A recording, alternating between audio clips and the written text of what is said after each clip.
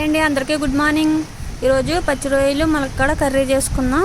ముందు కడాయి పెట్టేసుకుని ఆయిల్ వేసుకుందాం.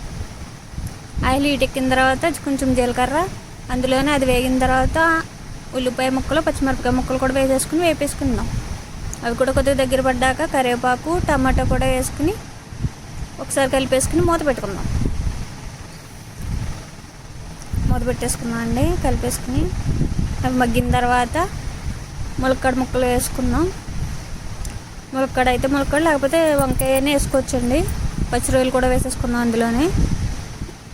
లేకపోతే కోడిగుడ్లు పచ్చి రొయ్యలు కూడా వండుకున్నా చాలా బాగుంటుంది. కలిపేసుకుని మూత పెట్టేసుకుందాం. ఒకసారి తీసి చూద్దాం, కలుపుకుందామండి ఒకసారి.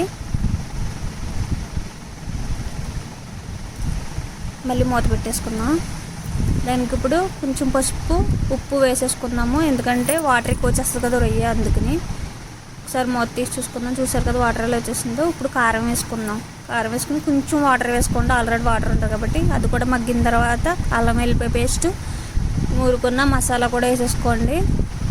తెలుసు కదండి నేను ఏం మసాలా వాడతాను, హోమ్ మేడే వాడతాను. మసాలా వేసుకున్న కూర దగ్గర పడిపోయింది కదా, కొంచెం కొత్తిమీర వేసుకుని ఒకసారి మూత పెట్టేసుకుని చూసుకోండి. ఆయిల్ పైకి అబ్జర్వ్ చేస్తుంది కదా, కూర కూడా దగ్గర పడిపోయింది. అయిపోయిందండి ములక్కాడ పచ్చి రొయ్యలు కూర రెడీ అయిపోయింది. నచ్చితే లైక్ అండ్ సబ్స్క్రైబ్ అండి.